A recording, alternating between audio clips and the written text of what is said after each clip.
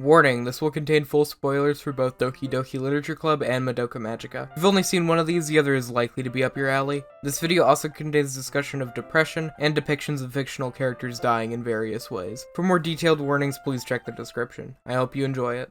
False advertising is something that has plagued both the film and gaming market since, well, forever. Mostly used for false promises of something that isn't as impressive as it wants you to believe. While some false advertising isn't necessarily malicious, it is considered bad on the internet overall, and for good reason. But today I want to take a look at two examples of false advertising being used to elevate a product in a positive way.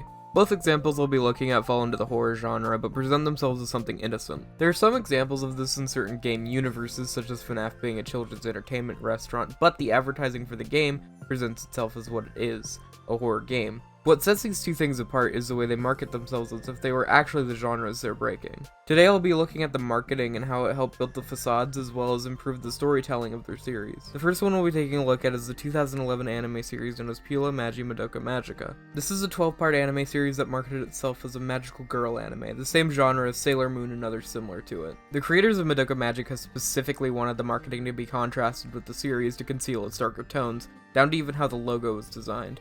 The writer even went as far as to mislead his own fans on his personal Twitter account. Unfortunately, with the reputation the author had, it was quite difficult, but he wanted to reduce the "oh, I knew it" feeling when the story did change directions, despite his password kind of being a giveaway to what was up with the series. But to those who didn't know who wrote the series, it was bound to surprise them. A trailer released for the series in August of 2011 that I think encapsulates the false nature of the advertising really well. This is how the trailer opens up.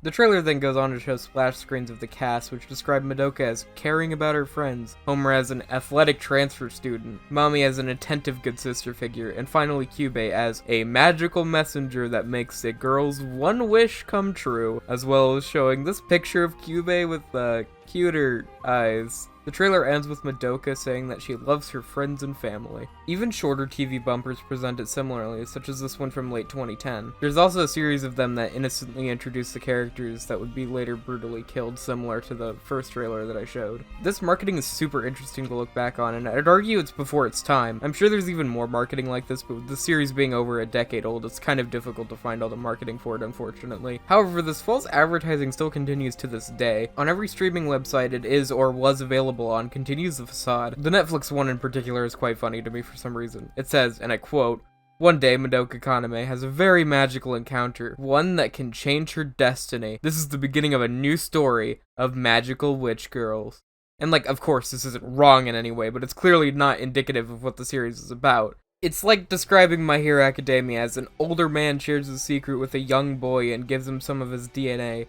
Yes, that does happen, but it isn't the core of the story. But that manipulation is what makes it work so well. If it was just a blatant lie, I feel like it wouldn't have been as effective. Moving on from the marketing, I want to point my attention towards the show itself finally, because it also works to subvert the audience. If you went into the show with no outside knowledge, you'd still be surprised because of how well the show does at presenting that false narrative of the magical girl anime. The first two episodes and most of episode 3 are played completely straight. That's nearly a fourth of the whole series being dedicated to this persona. And I would argue that it goes even further beyond that. For the next couple of episodes on my watch through at least, I was convinced that Madoka would use her wish to resurrect Mami because she's in the intro and was introduced as a prominent character, but no. I think it's helped by the fact that after Mami dies, while the darker tone becomes much more present, no other main characters die for the next 4 episodes. That spacing allows for not only the impact of the death to feel natural, but also builds its narrative back up to make the next death feel more important. Mami didn't have any build up, and that's by design. It's meant to be a dramatic turning point in the story. But with Sayaka's death, it couldn't have also come out of nowhere because it wouldn't have had the same impact as before. The build up to Sayaka's death, in my opinion, is one of the best parts of the show. It shows her becoming more and more corrupted, both due to Kyubey not telling her the full picture of her soul gem, and her losing faith in the world that she was set to protect, which leads to the dramatic conclusion of her becoming the thing that she was meant to fight. Her becoming a witch is the perfect finale for her character, and there's no saving her. Then after all this, Kyoko sacrifices herself to kill Sayaka, which also also catches the viewer off guard, as you wouldn't expect two characters to suddenly die at once after 5 episodes of them being fine. It manages to constantly keep the viewer on their toes as to what the hell is going to happen next, and you can never be sure of who's going to die and who will live, as the show has true stakes and character deaths. I think the reason why deaths continue to be surprising throughout the show is how drastically different it is every time. I expected none of the deaths in the show, and it made them stick in my head much more. No one death is the same as the other. So far, there's been a battle casualty, turning into a witch, and a sacrifice. I don't think I've ever watched another show with significant character deaths that have managed to all feel tonally and visually completely unlike each other like this one. But we're kinda getting off track here. You get the picture. Madoka Magica excels at not only subverting a commonly cutesy genre of anime with a horror-filled nightmare, but also manages to keep the viewer questioning what will happen next throughout the show, even after the subversion has already happened. With that, I'd like to shift our focus to our next falsely advertised product, Doki Doki Literature Club. This game presents itself as a typical dating simulator with 3 possible romance subjects in a setting of a literature club. But to fully understand its false advertising, I need to first talk about its creator. Doki Doki was created by Dan Salvato, best known at the time for his Smash Melee hacks, and the game used to even have a direct quote in-game referencing this fact. There wasn't as much marketing for Doki Doki as there was for Madoka Magica. Only one teaser was ever released for the game pre-release, that being this tweet, which was the first tweet from the Team Salvato Twitter account. In hindsight, we could see that these are the eye colors of the 4 girls in DDLC, but at the time, no one knew what it was going to be. Most suspected a fighting game due to Dan Salvato's experience with Smash. One commenter even joked about the idea that it was going to be a visual novel. This is interesting because some of the surprise of the game was just from the creator alone, unlike Madoka where the creator worked against its subversion.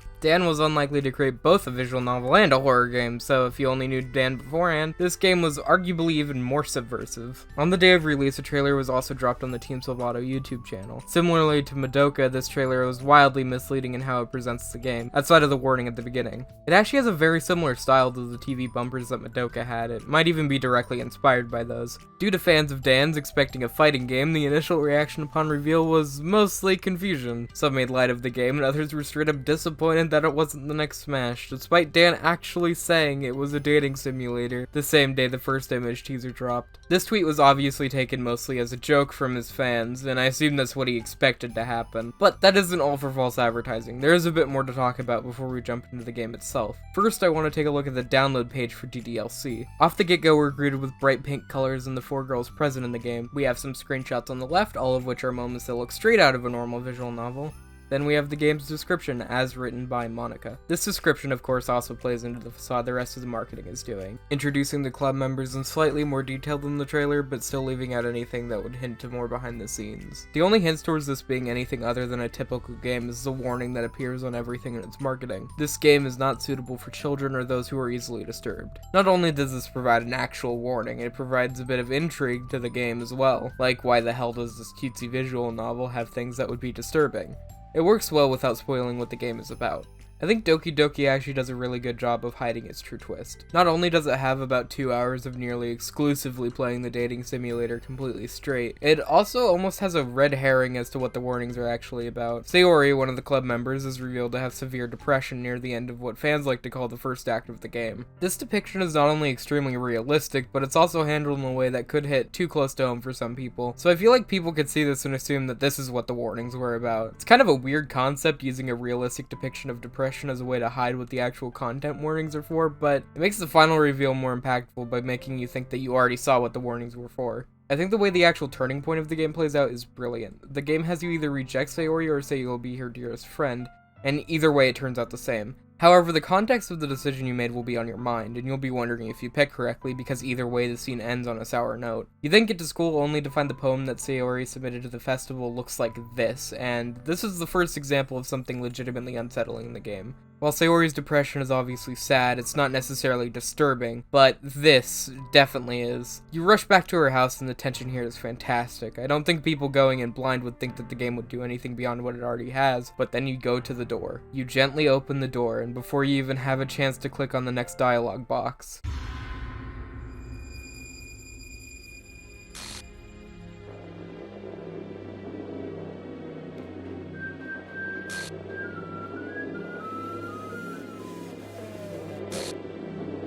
this is legitimately disturbing, and this is where the game takes a dramatic turn in tone. The music combined with the imagery is so strong here that it's easily the peak of horror in Doki Doki.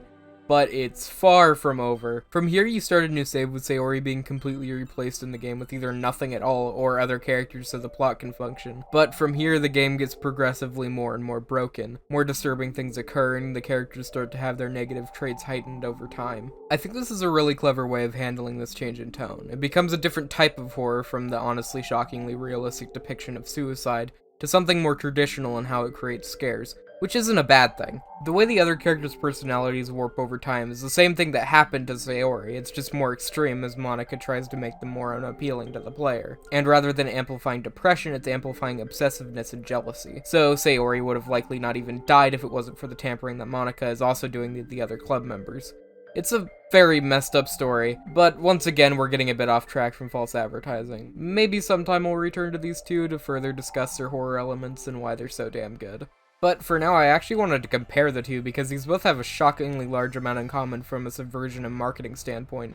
Hell, that's why I chose these two specifically. Both received trailers marketing them as a different genre with the promise of cute stuff and fun times. When actually going to consume their media, they both have misleading descriptions that further the idea that they're the genre they're breaking. They both spend a significant amount of time luring you into a false sense of security before shockingly killing a character on screen. Then they both spend another significant amount of time building things back up with the characters while they're spiraling downwards mentally. They then have a character break down and have two characters die in quick succession. Obviously this is kind of a generalization of the two, but it's interesting how from a basic plot structure the two share a lot in common. I think the build up to the first death is the most similar, but even the way they both spend a while building up to another character death is pretty in line.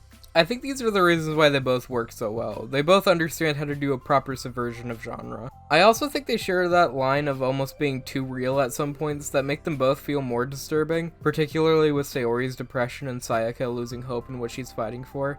Both of their stories are so human, it makes you have a greater connection to the characters, which in turn makes when they die that much more impactful. Moving away from that, I'd also like to mention something that I think is kinda neat about both of these pieces of media. While they both subvert the genres they present themselves as, they don't make fun of or denounce them. These media aren't saying that dating simulators are bad, or that magical girl anime is bad. They're just using them as a way to tell a story, which I think is really cool. This has the side effect of both of them creating fans that are fans of wildly different genres. Doki Doki has a huge amount of fans that are just there for the cute literature club stuff, and in contrast, there's some that are only there for the horror elements. Same with Madoka Magica. And what's neat about that is that both of these pieces of media went on to create more stuff for people that like the genre they were originally subverting. Doki Doki Plus's new content is exclusively stories humanizing and fleshing out the characters more. And while I haven't seen Magica Record, I'm pretty sure it's in a similar boat. I don't know why, but I think that's really cool, uniting people with hugely different interests under a single piece of media. But anyways, that's all I have for today. I hope you enjoyed my semi-deep dives into good false advertising and a bit of how the media itself also contributes.